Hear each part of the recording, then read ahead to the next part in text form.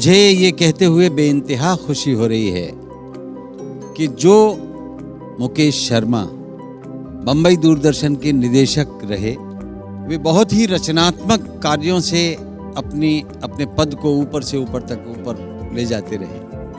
मेरे अभिन्न मित्र के छोटे भाई, जिनको मैं समझिए 68-69 से जानता हूं, जब वो बैडमिंटन खेला करते थे मेरे साथ और मैं हार जाता था, और अब फिर वो वक्त आया है कि मैं एक आदमी की प्रतिभा से हारने की कामना रखूं।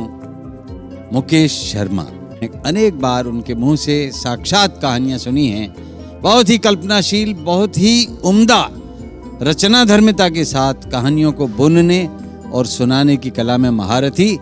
मैं मुकेश आपको बधाई देता हूं इसके लिए, और आप सबसे सुनने वालों से अनुरोध करता हूं, कहानियों का नया अंदाज सुनिएगा।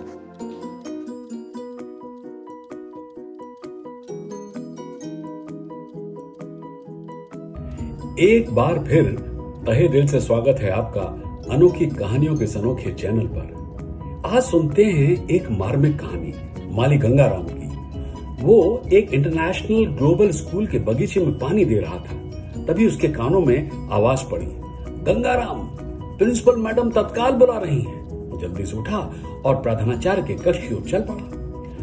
बगीचे से कार्यालय तक की पैदल यात्रा उसे लंबी लग रही थी। क्या हो गया? प्रिंसिपल ने पहले तो कभी नहीं बुलाया। उसका दिल लगभग उसकी छाती से बाहर निकल रहा था।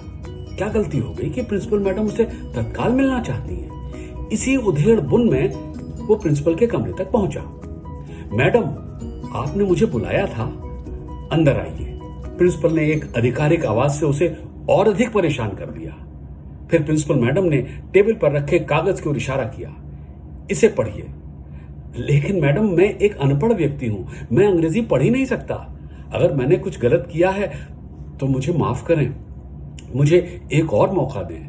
मेरी बेटी को इस स्कूल में बगैर फीस लिए आपने एडमिशन दिया है, मैं इसका ऋणी हूं। मैं अपने बच्चे के लिए ऐसा जीवन कभी सोच ही नहीं सकता था। और वो लगभग कांप गया। तब प्रिंसिपल ने उसे टोका, रुको गंगाराम, रुको। हमने तुम्हारी बेटी को अनुमति दी क्योंकि वो बहुत उज्जवल है और तुम हमारे एक ईमानदार कर्मचारी हो। ये एक लेटर है जो तुम्हारी बेटी ने लिखा है। मैं चाहती हूं कि इसे पढ़कर तुम्हें सुनाया जाए। फिर मैडम ने एक टीचर को बुलाया, जिसने उस पत्र का हिंदी में अनुवाद किया और पढ़ना शुरू किया। आज हम मदर्स डे के बारे में लिखने के लिए हमें कहा गया है। मैं बिहार के एक गांव से ताल्लुक रखती हूं, एक छोटा सा गांव जहां अभी भी चिकित्सा और शिक्षा बहुत दूर की बात है। कई महिलाएं जन्म देते समय बची नहीं पाती हैं। मेरी मां भी उनमें से एक थी। वो मुझे अपनी बाहों में ले ही नहीं सकी। मेरे पिता ही मुझे गोद में लेने वाले पहले व्यक्ति थे, या शायद एकमात्र व्यक्ति। हर कोई दुखी था। सब यही कह रहे थे कि मैंने अपनी मां को खा लिया। मेरे पिताजी को तुरंत पुनर्विवाह करने के लिए कहा गया, लेकिन उन्होंने मना कर दिया।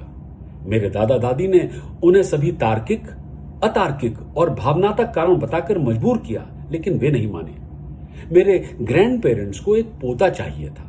उन्होंने मेरे पिता को पुनर्विवाह करने की धमकी दी, वरना उन्हें जमीन और जायदाद से बेदखल कर दिया जाएगा। मेरे पिता ने एक बार भी नहीं सोचा और उन्होंने अपना सब कुछ छोड़ दिया। 1 एकड़ जमीन, एक अच्छा जीवन, आरामदायक घर और वो सब कुछ जो एक गांव में एक अच्छी जीवन शैली के देता है, मायने रखता है। वे इस बड़े शहर में मुझे अपनी बाहों में लिए पूरी तरह से खाली हाथ आए। जीवन कठिन था। उन्होंने दिन रात कड़ी मेहनत की, मुझे कोमल प्यार देकर अत्यंत सावधानी से मेरा पालन पोषण किया। अब मुझे समझ में आया कि अचानक उन्हें उन चीजों के प्रति अरुचि क्यों पैदा हो गई थी जो मुझे खाने में अच्छी लगती थी। जब थाली में केवल एक ही टुकड़ा बचा रहता था तो वो कहते थे उन्हें वो पसंद नहीं है। लेकिन जैसे जैसे मैं बड़ी होती गई, मुझे उनके इस बलिदान का एहसास होता गया। उन्होंने मुझे अपनी क्षमता से परे सर्वश्रेष्ठ संभव सुख सुविधाएं दी। इस स्कूल ने उन्हें आश्रय दिया, सम्मान और सबसे बड़ा उपहार दिया, उनकी बेटी को यहां पर एडमिशन। अगर प्यार और देखभाल एक मां को परिभाषित करती है तो मेरे पिता वहां फिट होते हैं। अगर करुणा एक मां को परिभाषित करती है तो मेरे पिता भी उस श्रेणी में अच्छी तरह से फिट होते हैं। यदि बलिदान एक मां को परिभाषित करता है तो मेरे पिता उस श्रेणी पर हावी हैं। अगर मां प्यार, देखभाल, बलिदान और करुणा की मूर्ति हैं तो मेरे पिता इस दुनिया की सबसे अच्छी मां है। मदर्स डे पर मैं अपने पिता को इस दुनिया का सर्वश्रेष्ठ माता पिता बनने की बधाई देती हूं। मैं उन्हें सलाम करती हूं और गर्व के साथ कहती हूं कि इस स्कूल में काम करने वाले मेहनती माली मेरे पिता गंगाराम हैं। मुझे पता है कि मेरे शिक्षक ये पढ़ने के बाद मुझे इस परीक्षा में विफल कर देंगी, लेकिन ये एक बहुत छोटी कीमत होगी मेरे पिता के निस्वार्थ प्यार की तुलना में। कमरे में गगन भेदी सन्नाटा छा गया। लोगों को सिर्फ गंगाराम की कोमल छटपटाहट ही सुनाई पड़ रही थी। जो सूरज अपनी गर्मी से गंगाराम के कपड़ों को पसीने से तर नहीं कर सका, उसकी बेटी के कोमल शब्दों ने उसकी छाती को आंसुओं से भिगो दिया था। वह हाथ जोड़कर खड़ा था। उसने शिक्षक के हाथों से कागज ले लिया, उसे अपने दिल के करीब रखा और छटपटाया। तब प्रिंसिपल मैडम उठी और उन्होंने गंगाराम को अपनी कुर्सी पर बैठाया, पानी का गिलास दिया और कहा, गंगाराम, आपकी बेटी को इस निबंध के लिए 10 में से 10 अंक दिए हैं। यह इस स्कूल के इतिहास में मातृ दिवस के बारे में लिखा गया सबसे अच्छा निबंध है। हम कल पूरे स्कूल में मदर्स डे का आयोजन कर रहे हैं।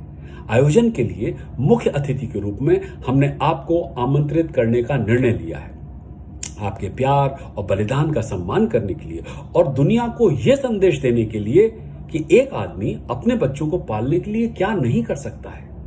यह बताने के लिए कि आपको एक आदर्श माता पिता बनने के लिए एक महिला होने की जरूरत नहीं है। आप एक सच्चे गार्डनर हैं जो न केवल बगीचों की देखरेख कर रहे हैं बल्कि अपने जीवन के सबसे अनमोल फूल को भी इतने सुंदर तरीके से पोषित कर रहे हैं। तो गंगाराम जी, क्या आप हमारे मुख्य अतिथि होंगे? कहानी खत्म। उम्मीद है गंगाराम की इस अनोखी कहानी ने आपके दिल को भी छुआ होगा। अगली बार एक और अनोखी कहानी आपके सम्मुख होगी। तब तक के लिए खुदा हाफिज।